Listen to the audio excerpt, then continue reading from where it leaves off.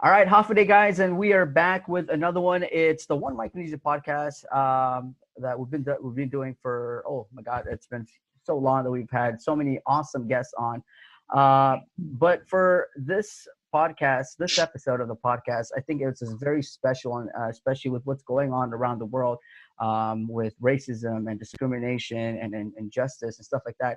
I think it's perfect to bring her on because if you haven't seen online on the Instagram, this poem that's going around, and the poem is talking about something called the Chuukii, and we'll get into more of what a Chuukii is, and get to break down the poem because, like I said, I told her a while ago, like it's such a powerful yet an inspiring poem that she put together, and it was shared on Instagram. I think the first person who shared it, and I'm going to pull it up here, was the president of the University of Guam, Dr. Thomas Christ. If I hope I said that right.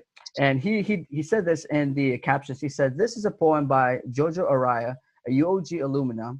It was prompted by racist graffiti she found in a UOG library bathroom. As we in the UOG community work to respond to the challenge of overcoming racism and discrimination against African Americans highlighted by the murder of George Floyd, JoJo's poem is a reminder of forms of hatred in our regional context. We all have to we all have work to do. Thank you so much, Jojo." That was a caption that he posted on IG, and the poem just went viral. It was on everybody sharing it, especially during this time. So, ladies and gentlemen, here to talk with us is Jojo Araya. Is that how you say your last name? Sorry, area. Area. Sorry, I'm so sorry. No worries, no worries. So, Jojo, thank you so much for talking and agreeing, because I know right now I'm in Guam. You're all the way in Iowa, and that's crazy. Yep. And that is crazy because when you said, "Oh, I'm in Iowa," and I'm like, "Whoa, what?" Because usually when we go off to the states, we're always, us islanders stick to the shorelines because we love the ocean, and That's so true. it's rare to find islanders way out in the central of the U.S. And when you said Iowa, I'm like, "Whoa, like really? Like, are you sure? Like, you're not by the ocean?" Iowa of all places. But you chose Iowa, and I'm gonna ask you later on how is Iowa for an Islander. So welcome to the show. Welcome to the One Micronesia Podcast. Oh my God. Thank you so much for having me. Thank you. You're welcome. So let's before we get to intro of you for here on Guam, what you did, school, and everything. Let's talk about Iowa real quick. How's things there? Things are pretty good. The weather is kind of turning hot. Um, but it was really, really snowing hard when I came, and I loved that. That was my first time experiencing snow. So thanks, Iowa. But so far, it's been pretty good. It's pretty. It's spring, so nature is very beautiful out here. Mm. Nice. I mean, I gotta say, like, you're an islander out there. Like, is it hard to find that island things that we all love, like the You trees, just hit ice? it on the nail when you talked about the ocean. That's what I miss the most. Oh, Uh, yes, hearing the sound of the waves and everything, it's always there. And now it's kind of strange. It's very strange not being able to be surrounded by water on all sides. I know. I mean, I guess you can find like what rivers there and stuff. I mean, if you have to go to an ocean, you Yes, fly all the there way. is a river. I'm right by the Missouri River. Oh, okay, that's right. Um, Oh, okay. mhm, Wow. Well, that's awesome that you're there. You got your life and everything going, and that's mhm, awesome. So we're gonna talk about let's talk about you real quick. Did you mhm. did you grow up here in Guam, or were you what was your did you were you Right. did you grow up in Chuuk and you moved to Guam? Mm, right. Thank you. So actually, I was born and raised in Truk, and I went to Guam in 2012. That was my first time to reach Guam, and it was for college for UOG. Um, yeah, and then that's kind of when my journey started. Wow. I'm kind of going to be going into the poem just a little bit, just to Okay. say, um, even before I got to Guam, when I was when I knew that I was going to go to UOG, there was a little bit of a hesitancy on my parents' side, kind of like, do you really want to choose Guam because you know what it's like there, you know? So that was kind of my first taste of the internalization of all of this stuff happening, right? So even before I got to Guam, I already had that background of, Like what to expect when you hit what to Guam. expect. Right. Mm-hmm. And like that's crazy you said that, because you're getting ready, you're getting out of high school, and of course you want to further your education. Of course we have the community college back home in the FSM, Mm-hmm. but you wanted to go further, especially because Guam is it's a 4 year, I believe that's a 4 year college. Yeah. That'll get you higher and faster to where you want to go in your education Mm-hmm. and in life. So it's crazy how your parents even told you, like, was that a decision you want to go? I mean, because I even them, I think, they kind of feared for what you were to expect to Yes. experience when you got to Guam. So you know what? I think it's time. Let's get straight into the poem, because I think from there Oh on yeah, sure. we can venture off with questions and stuff. Definitely. So would you like to share with us the poem in its entirety? Do you want me to read it? Yeah, please. Yes, please. So I didn't think of it as a poem at first. It was more like it was a work of passion, to be honest. I saw something in a restroom at UOG. But this was written actually after I graduated. I graduated UOG in 2015, and I saw that probably 2 years later, maybe. I think this was around 2017. Um, and it was something that someone wrote, kind of saying for Chuukis to go back to, where they came from, and all kinds of expletives and stuff like that. So I remember just feeling sad, a lot of sadness. Just really, I couldn't believe that someone could be that mean. So when I got home, it was really just kind of weighing on my mind. And for me, a lot of things. I'm not a very good speaker, to be honest.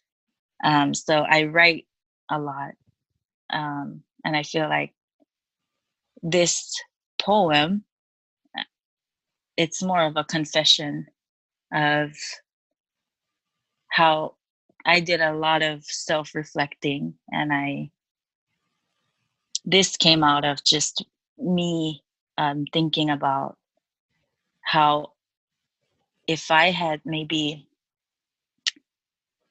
I'm kind of losing my track right now, but kind of just reflecting on myself and how I saw myself, and how I saw other Chuukis people. And it ended up kind of being, instead of me being angry at that person that wrote that, um, it became something of a personal journey, I guess I could say, because this came out of it, just me feeling like a lot of us Chuukis,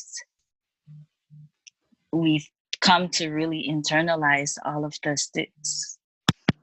stereotypes, right, that we encounter every day. And then we start to be prejudiced towards ourselves. So yes, I'm sorry, that was long.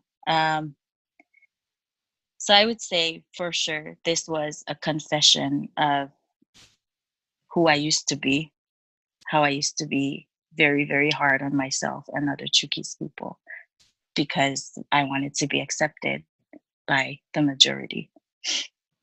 Okay, so Chuukii Confessions, number 1.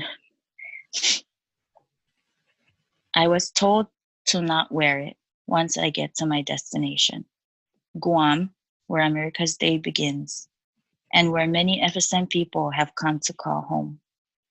I was advised to hide it, that the Chuukii will attract negative attention, a colorful X begging to be looked at, ridiculed, maybe even prompt feelings of disgust. The Chuukii was relegated to the back of my dorm closet, while jeans, shorts, and trendy Western clothes received special attention. I took pride in my ability to hide my Chuukiisness by donning these Western clothes, even smiled from ear to ear when strangers remarked on my non-Chuukese ways. I discouraged my sisters to wear the Chuukii in public. They'll know you're Chuukese. Don't. We drive on the road and shake our heads in disappointment when we see fellow Chuukese women wearing their Chuukii proudly, the colors standing out against the sun like our brown skins stand out against the prized white skin of modern Micronesian society. It was planned, carefully orchestrated so that strangers would not put me in that category. Micronesian, Chuukese, yuck.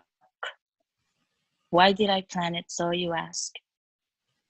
Because of racial slurs on a bathroom wall, stares and eye rolls while lining up at the grocery store, looks of cold appraisal from strangers not happy with the colorfully embroidered piece of clothing and what it represented to them, troublemakers, baby machines, food stamp welfare draining parasites.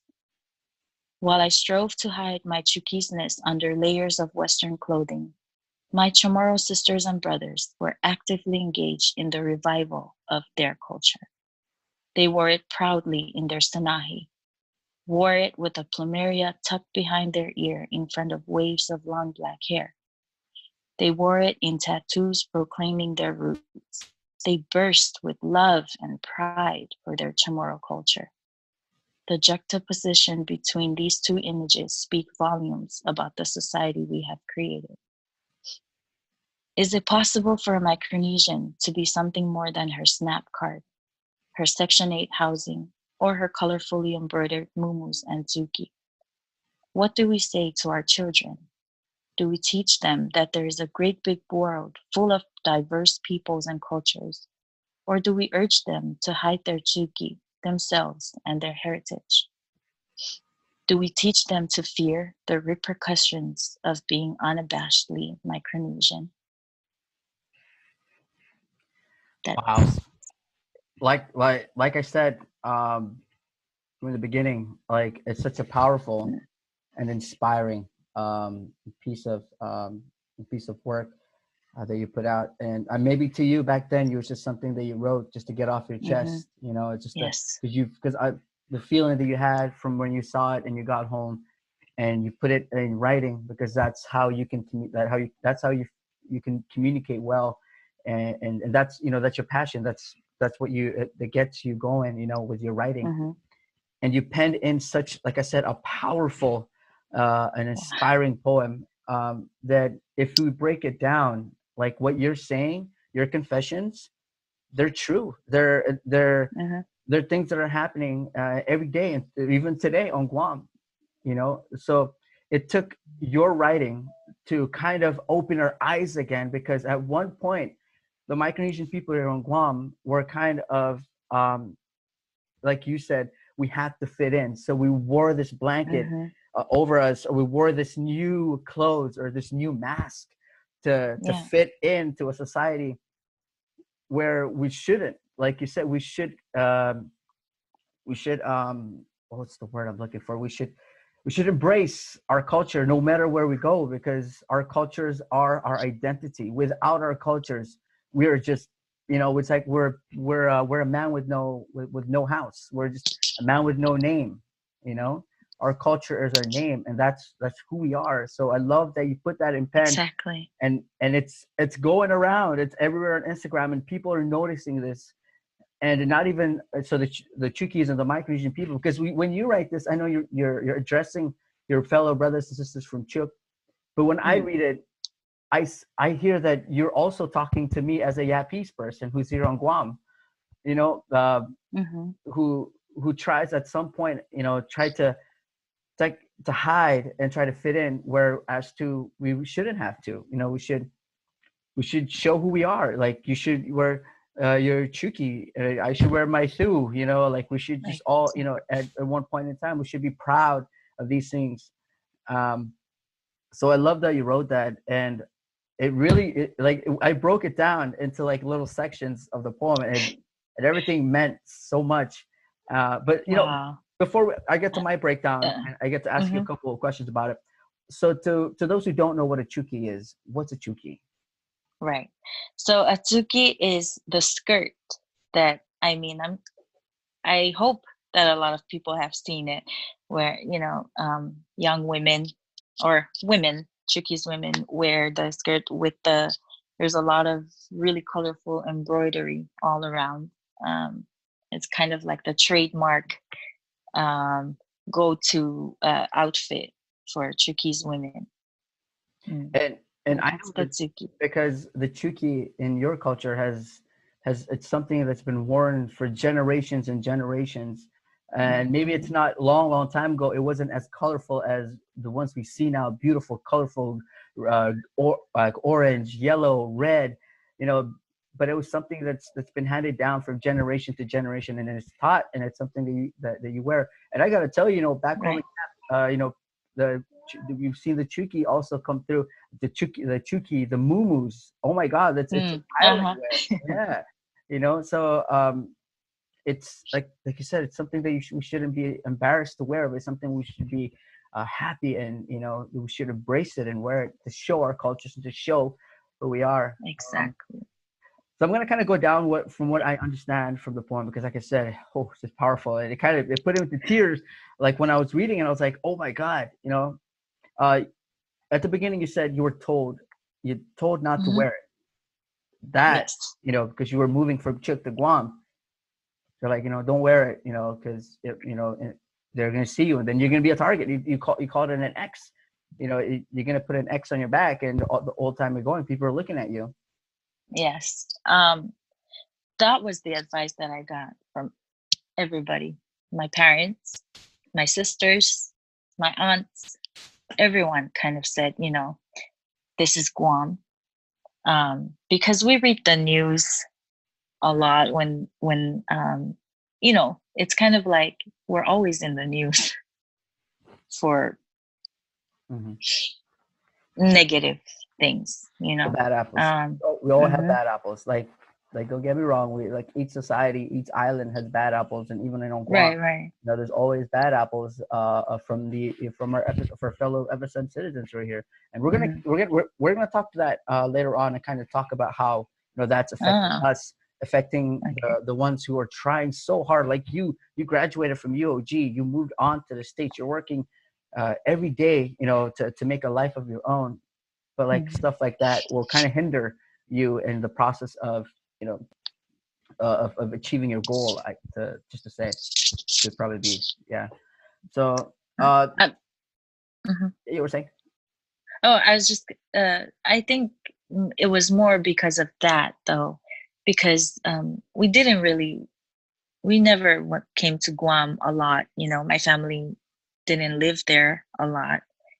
Maybe like a visit when I was very, very young. But so for my parents to tell me, like, hide your culture, hide who you are because you're going to Guam.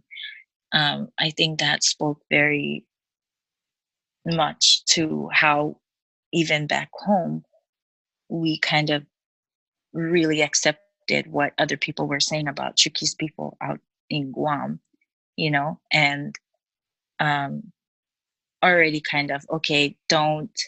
The advice was always for me to stay away from being Chuukie's. If people interfere. So the advice was always like for me to stay away from that Chuukie's identity that I, obviously have. Um, and it was all because of things that we read in the news, pretty much, without even ever living in Guam. So that's one thing too. and it was, and the other thing too was, in your poem you stated that you were told not to wear it, and then now you're in Guam, Mm-hmm. and then now you, when you see, because you're trying to hide or to try to Mm-hmm. fit in, as you said, into society, that you, Mm-hmm. but when you see other people wear it in the streets, even you become kind of disappointed at them, at Yes. other, fellow Micronesians who are wearing it, because it'll attract it'll attract a target on their back. People will look at them bad.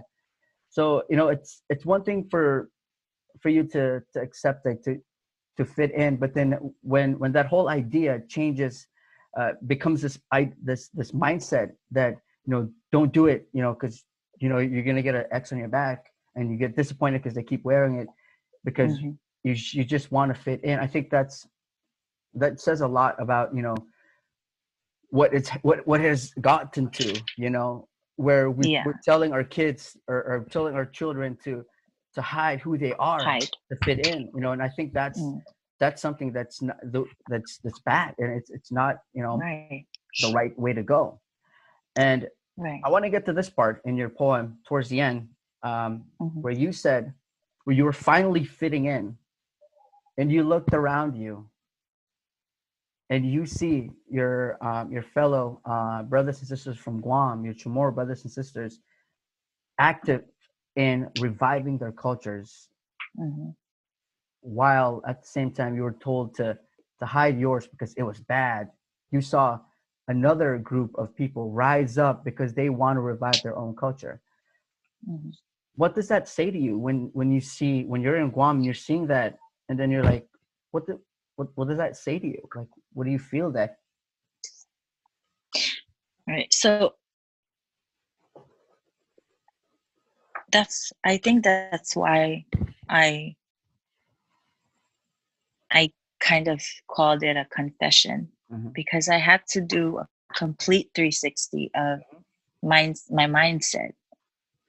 It was first got to Guam, erase that whole background that I had, or well, put it kind of in the back and not flaunt it, not show that that's my background and that's who I am. Mm-hmm. Um, and it, while I was doing that, I was very conscious that I was very conscious of the fact that Guam was very active in you know bringing that culture back, Mm-hmm. and everybody was so proud to be wearing that snahi, Mm-hmm. or um, like wanting to learn to speak Chamorro, and talking about how they're going to, I had friends who had kids, and then they're talking about, I really want to teach my kids this, Chamorro language.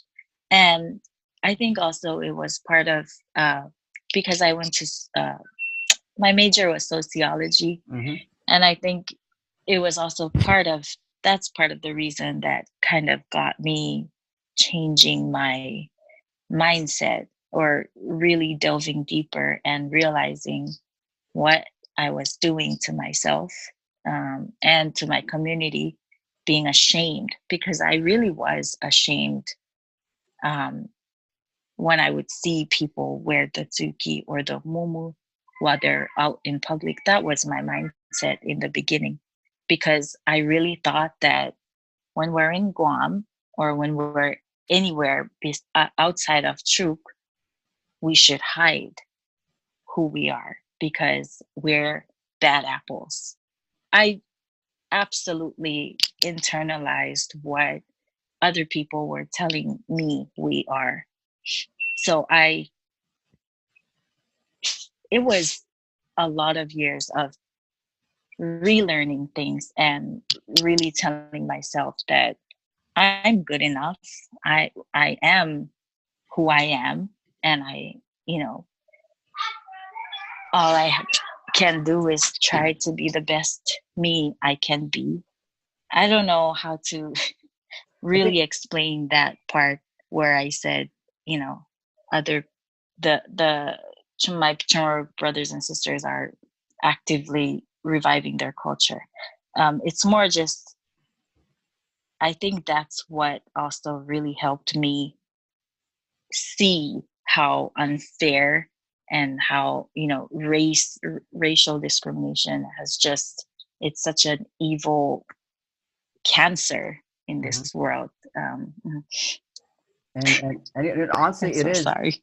You're good. You're good. No, look, I think when I read that part of your Mm, poem, I think this is what mm, comes to me. This is what I think of it. mm, I think you wrote that part because you felt it was not fair.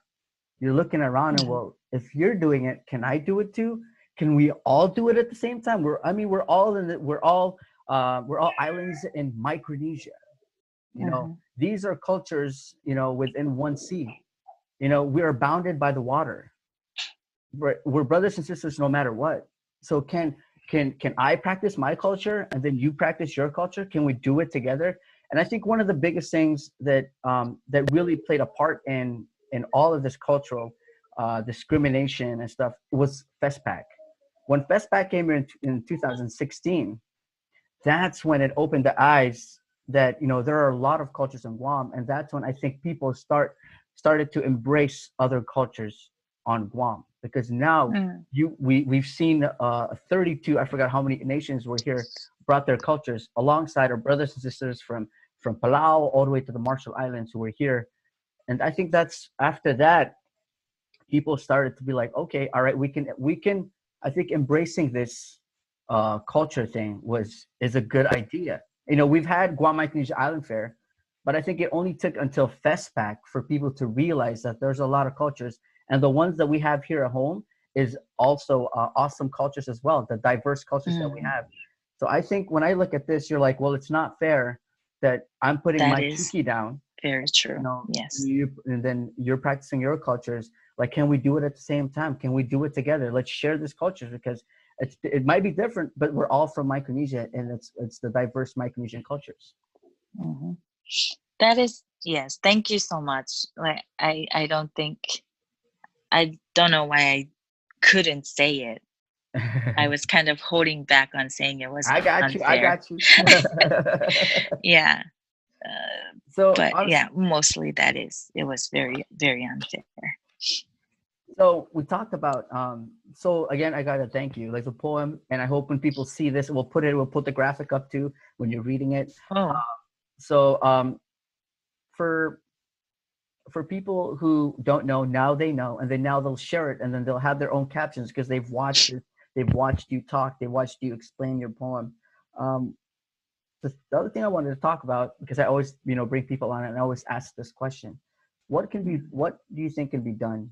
And I'm talking about the bad apples, because the bad apples, who we've seen in our society, is being the front lines. It's being in the spotlight so many times that the mhm, spotlight is being taken away from us, from the people who are doing 8 to 5 jobs, who are doing great in the community, but just not getting that recognition, because the spotlight mm. again is back on the bad apples. What do you think we can could be done about the problems with our community? There's this quote that's kind of been running around in my mind when you were talking about that. It's, oh, my sociology professors are gonna hate me for not remembering who said it, but it's, he who controls the media controls the masses. And I feel that if it, just speaking from my experience of how um, I internalized all of the stereotypes of Chuukis living on Guam even before I ever stepped foot on Guam. So I think, you know, the media is one thing that can help to spread more good cheer. Good If I vibes, could more say like. that, yeah, good vibes about all the good things that all of the people of Guam are doing. Um, because even when I lived there for almost 8 years, I lived on Guam, and almost every day that I was there was always something negative in the papers, in the news about someone from Micronesia, the FSM. And I'm not saying it's not important to highlight, the things the bad things, Mhm. so that people know. But I wish there could be more focus also on all of the good things that's being done, because I feel like there isn't as much focus on the good things.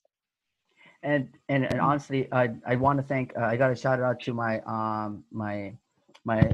news director, Sabrina Salas, who encouraged me to do Mm, this podcast in the first place, mm, because she told me that the more we report on news, but when if you take this task, and try to look for fellow Micronesian brothers and sisters out there who are doing so much good, I think this would help, in pushing, the spotlight away from our bad apples, and then to amazing. the amazing good apples that we have, which we have so much. Like I said, I told you before that I did the podcast with so many amazing Micronesian Mm, who have done so much in the community, from being activists to sports directors. I got a shout out to Eddie Boy for mm. jumping on too. They've done a lot too with the Micronesia Resource Center, and they're doing so much, especially during this time at COVID, to helping translate stuff for our people, especially when it comes Oh, to all the programs, the food programs, the money programs that are available now. So I those are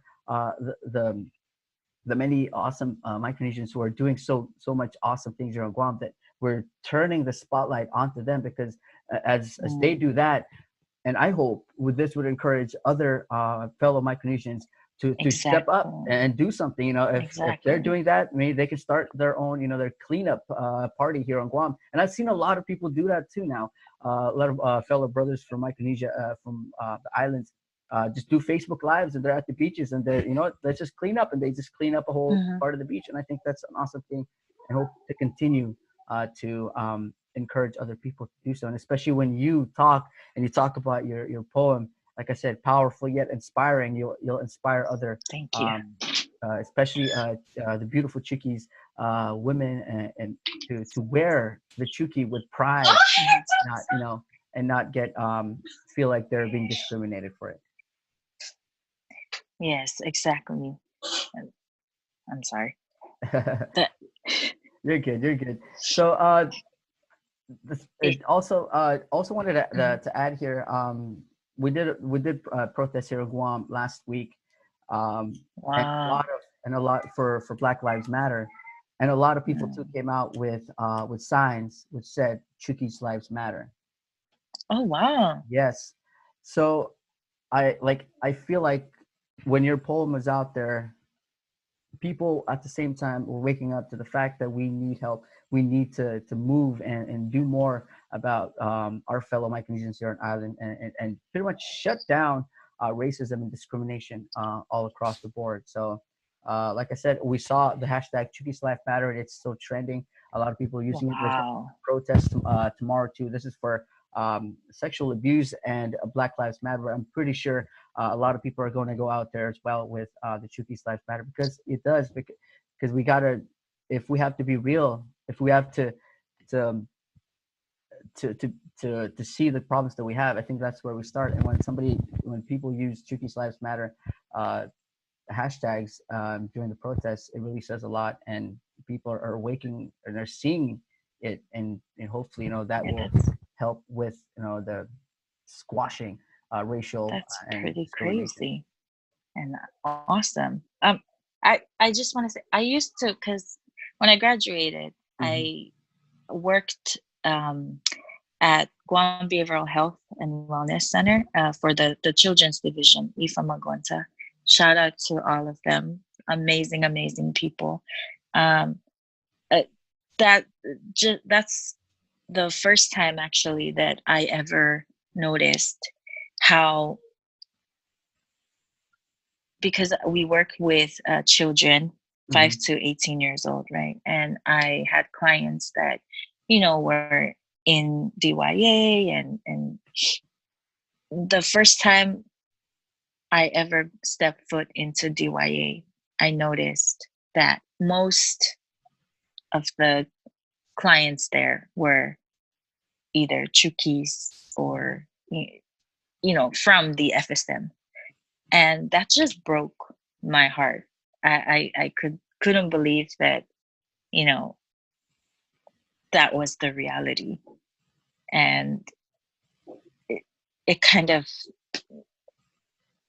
I don't know if it's really they are, there's just a lot of Chuukis that are very, very prone to getting into trouble, or if the spotlight, as we said, has just shone too brightly on all of them all the time. And I think what when we talk about the spotlight, I think the spotlight thing is a Mm, bad thing because the more we shine the spotlight on the bad apples, the more mhm, our next generation of kids are like, well, it's nice to be in the spotlight.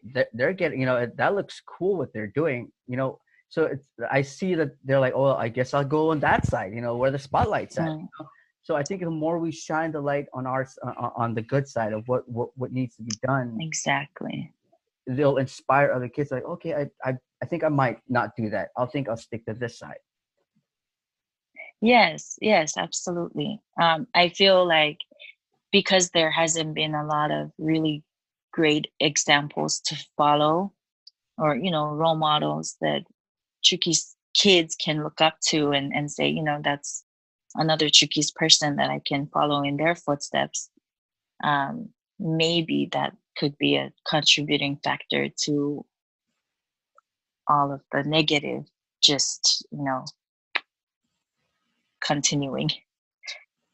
And honestly, yeah, I mean, now we see Clint Rogel, a Chuukii senator. I think that's as high as we can get Right, in the government. right. And he's doing his part too on his side. He's pushing so hard to this whole you can do a lot, and then like if he can be a senator, you can be more. You can be the president. You can be anything. You can be police Hmm. officers. And I think if we shine more of this light onto the good side, and we bring out what it is, what happens when you're on the good side, I think it will encourage and deviate our youth, especially our youth, from Especially our committing youth. crimes and actually doing good in sports. We have so much good sports athletes in our community when it comes to for basketball, the volleyball, the track and field, to Track. name a few.